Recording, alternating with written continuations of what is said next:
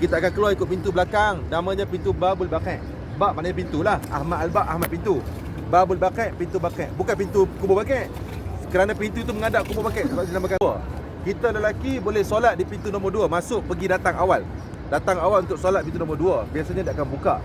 Bagi wanita, kalau kita dapat masuk Raudah, lepas daripada kita cek nusuk, kita boleh sampai ke pintu nombor 2. Kita akan berkeliaran di dalam masjid. Bagi wanita, pintu nombor 2. Pintu nombor 3 tutup. Pintu nombor 4, kita lelaki setiap hari kita akan keluar masuk masjid ikut pintu nombor 4. Tengok pintu nombor 4. Ataupun pintu nombor 5. Tuan-tuan tengok ni pintu nombor 5. Pintu nombor 4 nama dia pintu hijrah.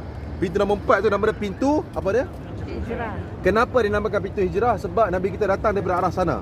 Bertentangan dengan arah Nabi kita datang. Okey. Kemudian pintu nombor 5 dinamakan pintu Quba. Pintu apa? Quba, Masjid Quba tu. Kenapa dinamakan pintu Quba? Pintu nombor 5 ni. Kenapa dinamakan pintu Quba? Kerana kalau kita keluar daripada pintu ini, kita berjalan, kita tengok dia buat lorong tu. Dia buat lorong tepi tu. Ni yang ni lorong tengah-tengah ni, kita 305 ni. Kita keluar daripada pintu Quba ni, kita akan jalan terus sampai ke Masjid Quba. Dia dah buat macam tu. Jadi tuan-tuan dan puan, tuan-tuan sekalian, orang dulu-dulu ada bagi tahu, orang lama-lama Madinah. Orang lama-lama yang tinggal di Madinah ni ada bagi tahu maklum pada saya, Allahu a'lam betul tak betul, kubur ayah Nabi. Kubur ayah Nabi. Ayah Nabi kan meninggal di Madinah. Kan hari tu saya cerita tu, ayah Nabi duduk di Madinah, meninggal masa on the way, masa duduk sini, hari-hari ada kenduri, akhirnya meninggal dunia. Di mana kubur ayah Nabi? Ada yang mengatakan kubur ayah Nabi terletak di antara pintu nombor 4 dengan pintu nombor 5. Di sebelah dalam masjid. Di antara pintu nombor 4 dengan pintu nombor 5, sebelah dalam masjid. Sebab tu tuan-tuan, kita bagi orang lelaki, kalau tuan-tuan nak sembahyang tempat yang ada auranya sedap, antara pintu nombor 4 dengan pintu nombor 5. Tuan-tuan akan tengok masuk pintu nombor 4, tengok kiri. Ataupun masuk pintu nombor 5, ambil kanan, tengok kanan. Kita akan tengok pada waktu sembahyang, saf pertama, saf kedua, saf ketiga, saf 4, orang alim saja. Yang duduk situ Ahlul Bait, keturunan Nabi saja duduk situ. Dia pakai macam ni. Dia panggil toilasan. Toilasan macam ni tuan-tuan, bukan calon-calon orang boleh pakai. Macam ni. Bukan calon-calon orang boleh pakai tutup macam ni. Orang yang ada kedudukan sahaja. Orang alim sahaja boleh pakai macam ni tuan-tuan. Toilasan kita akan tengok. Begitu juga dengan serban. Tuan-tuan cari orang tua-tua, saya pernah jumpa orang umur 120 tahun, ada lagi. 120 tahun. Orang tua sangat. Tuan-tuan mintalah doa daripada orang tua-tua, mustajab. Mustajab doa daripada orang tua-tua. Nabi kita bersabda, al-barakatu ma'a akabirukum. Keberkatan itu ada bersama dengan orang-orang yang lebih tua dalam kalangan kamu. Doa orang tua-tua itu mustajab. Kemudian tuan-tuan dan puan-puan, ulama besar Malaysia, dunia, peringkat dia, level dia. Tetapi dia hanya buat haji sekali sahaja seumur hidup dia. Dia hanya melaksanakan ibadah haji sekali sahaja. Bukan kerana haji tak boleh buat banyak kali. Tak ada. Nabi kita tak ada larangan. Walaupun Nabi kita buat sekali, tapi Nabi kita tidak pernah melarang buat haji banyak kali. Tapi kenapa Imam Malik tak keluar daripada Madinah? Dia takut mati di luar daripada kawasan Madinah. Imam Malik ni tuan-tuan, kubur dia dalam Baqi', kubur dia. Kalau dia nak masuk Madinah, tanah haram, dia buang selipar dia. Dia buang kasut dia akan berjalan kaki di kawasan tanah haram Madinah ni dalam keadaan tak berkasut. Kalau dia nak buang air besar, air kecil, tuan-tuan tahu dia buat apa? Dia akan naik kuda keluar kawasan Madinah, tanah haram sepadan dekat dengan Bir Ali. Imam Malik bin Anas. Tak hairanlah tiap-tiap malam umur dia 80 tahun mimpi Rasulullah. Tak hairanlah tiap-tiap tahun, tiap-tiap malam selama umur dia lebih 50 tahun sejak dia akhir balik, dia tidak pernah solat. Dia pasti akan solat subuh dengan wuduk isyak.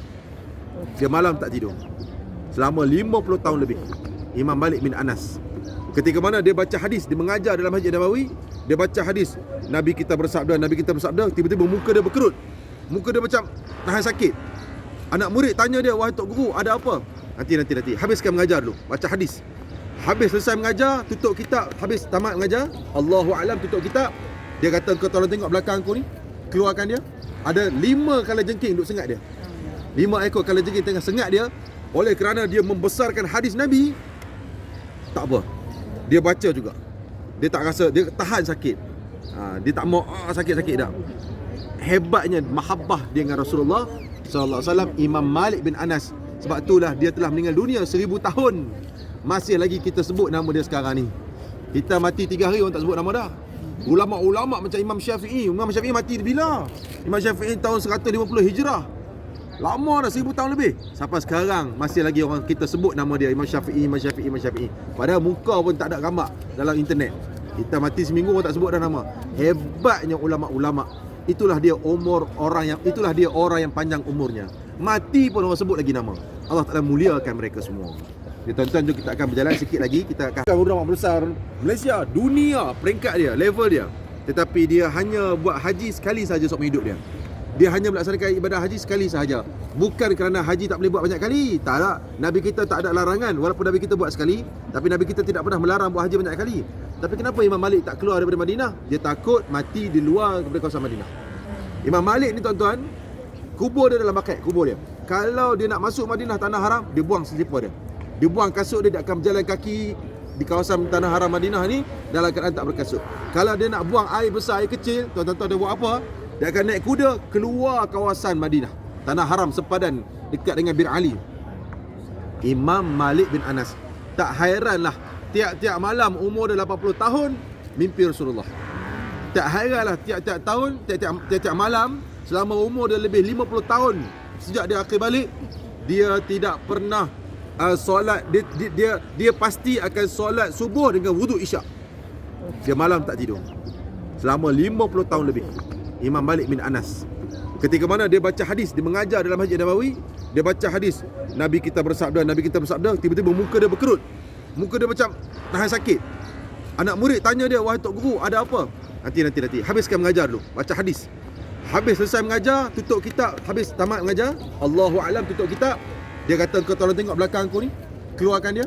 Ada 5 kalajengking duk sengat dia. 5 ekor kalajengking tengah sengat dia. Oleh kerana dia membesarkan hadis Nabi, tak apa, dia baca juga. Dia tak rasa, dia tahan sakit. Dia tak mau sakit-sakit dah. Hebatnya mahabbah dia dengan Rasulullah sallallahu alaihi wasallam, Imam Malik bin Anas. Sebab itulah dia telah meninggal dunia 1000 tahun. Masih lagi kita sebut nama dia sekarang ni. Kita mati 3 hari orang tak sebut nama dah. Ulama-ulama macam Imam Syafi'i mati bila? Imam Syafi'i tahun 150 Hijrah. Lama dah, 1000 tahun lebih. Sampai sekarang masih lagi orang kita sebut nama dia, Imam Syafi'i.